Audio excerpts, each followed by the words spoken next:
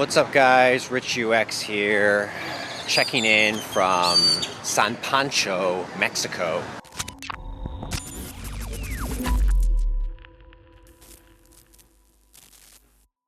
This video is about why I left Canada to move to Mexico, at least temporarily. I left Canada October 20th, 2021.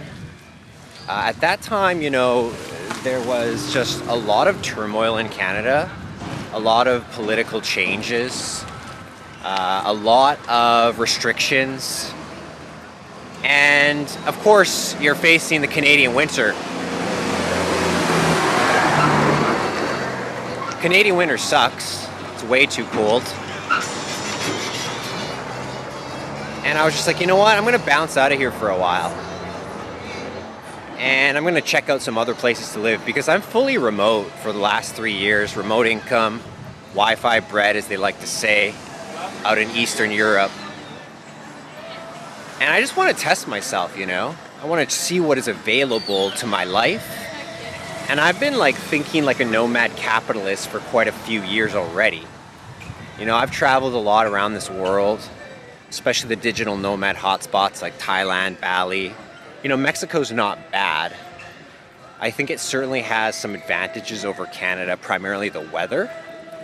The cost of living is definitely slightly cheaper, but I ended up here in San Pancho on a recommendation from some friends who are also coming down here. They're gone now, so take that for what it is. But the fact is in Mexico, things are cheaper, everything is cheaper. But with the rise of Airbnb and the internet, what's happened is rent has gone up a lot. It's no longer easy to just rent a place for cheap. They get booked up pretty quickly by nomads, expats, travelers. And I was surprised at what you get for the price. And I'm a bit disappointed, but it is what it is. Basically I have a 1-bedroom-ish loft for about 1,000 Canadian dollars, which for 1,000 Canadian, you'd expect something pretty sweet. I'm not even in the town. I bought an ATV for about $2,000. I've been riding my ATV into town quite a bit, which is awesome. It sucks to have a car here. The roads are really rocky. There's not a lot of parking. But I guess this is kind of a hybrid video of why I left Canada, why I'm in Mexico. One thing I really like about Mexico over Canada is the food. I just think the food is more interesting. I think tacos are pretty good. I think the price in Canada was getting outrageous for food, whether you're buying groceries or whether you are going out to eat. I'd go out to eat at a decent sushi restaurant. It'd be $50 for two of us for just a couple rolls, an appy, maybe a chicken karaage, something like that.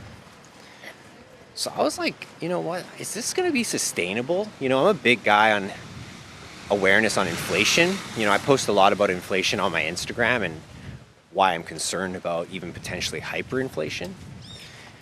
And I think that people don't realize how bad it can get. Well, I'm well aware. And so I was just like, are these prices just a preview of what's to come? Is this just a preview of how bad it's gonna be?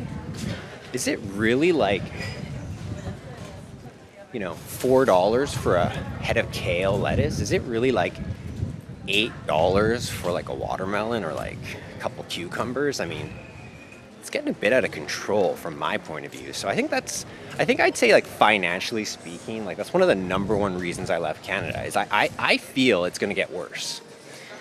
I mean, what's crazy is I just bought a house in Canada. It's a 1-acre property, which is pretty sweet. It's a 2-bedroom home, 2-bathroom. Pretty fancy style. It looks pretty cool. It's got a little farm on it. It's kind of outside of Vancouver. It's in the Sunshine Coast. And I'm not gonna lie, guys, that was ridiculously expensive. Ridiculous. All I'm gonna say is this. When my dad bought his first home in British Columbia, Vancouver, Burnaby, suburbs. Like, he bought his home in 1983, the year I was born, or right before I was born. I'm just gonna tell you straight up, it was 10 times cheaper exactly. So, like 30, 35 years later, the price of Canadian real estate is up 10x. 10x, like, what happened there? Grant Cardone got into the whole real estate industry or something? I mean, like, that's unrealistic, It's just outrageous, in fact. And I don't even know how other people are going to deal with that. I mean, I'm very fortunate. My business grew during 2020 and 2021. My business grew. Like, not many people can say that. And I'm very fortunate and grateful, and I try to give back. I try to be extra generous these days, But it's just like ridiculous, like how people can expect to buy a house anymore. So, it crossed my mind to just sell it right away, I'm going to probably wait 5 years. Inflation's going to kick in even harder. That's going to go up like 20, 30%. I'm going to make some money on that. I got a renter in there now.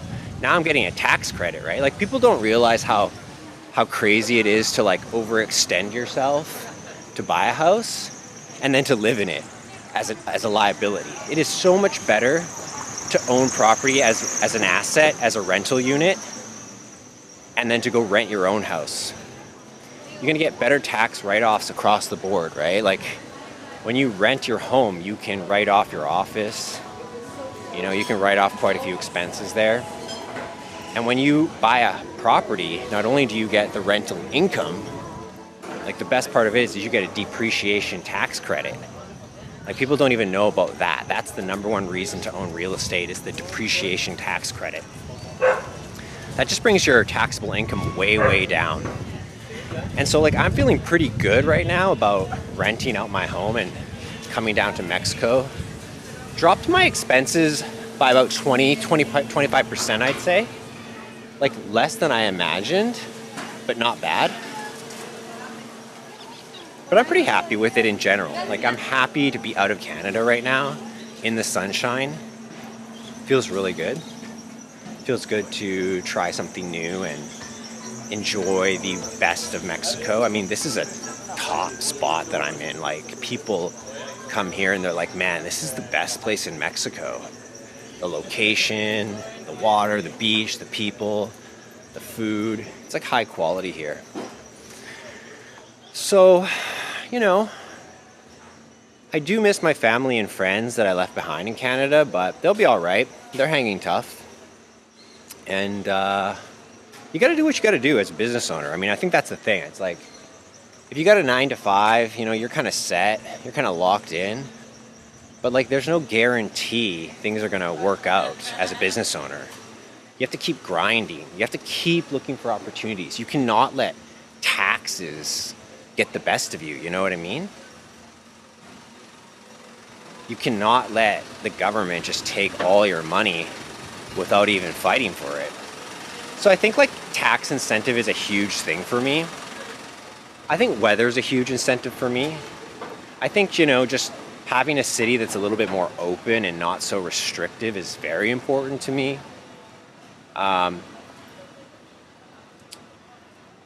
Language, I'm picking up Spanish here and there, but not too worried about it. A lot of people speak English here. I mostly use English everywhere I go. No one has a problem with it. And I think if you're Canadian or you're thinking about moving to Canada, you really got to think twice. Is it still the same country it was in 1980? Is it even still the same country it was in 1990? Like, after the Olympics in Vancouver in 2010, a lot changed. It got really expensive. Like, that's when real estate went cray-cray, like, really bad. And I feel bad for people who want to buy a home, And so, like, I kind of make it my mission to, like, urge people to get on remote income. Start earning from your computer. Stop being tied to location. And it only takes a couple years of dedicated focus and switching the mindset to do that, to make that happen. I mean, I used to have clients in Vancouver that I would go see them personally, and I just said, you know what, I'm not going to do that anymore. If you want to connect with me, like, get on Zoom, get on Google Meet, get on the phone. We don't need to be locked in anymore, And once you open up a few different places to live, like, you can change the cost of living. So you don't even need to earn as much as you thought you did, right? Like, I swear, earning 10,000 a month in Canada, it doesn't even feel like it's enough to get ahead. Of course it's good enough to live a decent lifestyle, but to get ahead, I don't know. I mean, to have kids, I don't know, maybe one. 10K a month is not what it used to be. 100K a year is not what it used to be, right? So do think about remote income if you're wondering about that. Do think about getting into sales or digital marketing. Do think about getting into the digital game. Do think about like selling an ebook or an online course, or like even online coaching or online training, teaching language, something that kicks off like your remote capability. I don't think there's too much else to say. Like, Mexico's not bad. I'll be honest though. I don't think it's the peak. I don't think it's what I'm truly looking for. I don't think I'll be here forever. I think it's great for this winter, but I'm honestly shopping around. As a nomad capitalist, like, you have to go where you're treated best. Best from the government, best from the city, best from your friends, best from your community, best from the farms, like, best in the restaurants. Like, you got to really factor that all in. And I'm doing that. Like, I am relentless on that. I will not be treated less than I deserve. I work hard and I give back a lot to my community. I'm an asset to my community, so I deserve a lot, and I'm not asking for a lot. But I won't settle for less. I'm going to keep looking. I'm going to keep finding like what's best for me and my family, and not just my family today, but my son's family and his family. Like, where does the lineage start? Where does the seed get planted for the ultimate family lineage? I think that's like really high level thinking, and I don't think everyone thinks that way. But I think that's important, I think we all have to kind of dig a bit deeper on what we want for our generational lineage, for our bloodline. So I'm going to keep looking probably, but it's been a great winter. It hasn't rained. I haven't seen rain for 5 months. It hasn't dipped below 20 during the day for 5 months. And it's been beautiful. Like, it's not even sweltering yet. I'll probably be out of here for the summer. Like, it's going to be too hot here in just a couple of months. I'll probably get out of here. And that's the power. That's the power of remote income. Is you have this utter and unbelievable flexibility.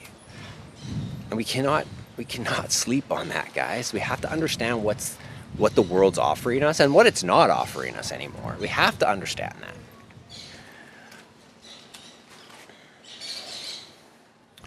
So it's been a great walk. I hope you got to see a little bit of background of San Pancho, Mexico, aka San Francisco, the original San Francisco. And I hope you learned a little bit of something from me about, how to make decisions if you're living in Canada and you want to potentially get out, how you might do that, why you might do that. Maybe you weren't thinking what I'm thinking. Maybe you're not in my situation. No big deal. Maybe there's a little bit of inspiration. But the bottom line is I'm doing it. And if I can do it, you can do it. If anyone can do it, you can do it. When one person can do it, we all can do it. We just have to put our minds to it. Like, yeah, I couldn't do this 5 years ago, but I can do it now. If you put your mind to it, this is all I was thinking about. All I was thinking about was getting remote. That's it. All I was thinking about. I took remote services, sell products online, end of story. That's it. Now we're here, All right, I'm going to end this video here, guys. Like, a little bit loud out here. I'm going to actually walk over here for this while I outro this video. Beautiful, right? Look at these colors. Look at these colors all around. Trees, animals, birds, cool houses. It's cool out here in Mexico. It's definitely something to see. Is it the ultimate? I'm not sure about that. But it's definitely something to see. All right, live your best life. Go after it. You have to be relentless in your goal setting. You have to be relentless in acquiring a remote income. All right, guys, if you like this video, give it a like. Shoot me a comment below. What are you doing? Where are you at? Where are you moving to? Where do you want to go? I'd love to hear about it. I'd love to know you a little better as we approach 20,000 subs on this beautiful March 5th, 2022. Wish you guys all the best in your goals and remote aspirations. This is Rich UX signing out.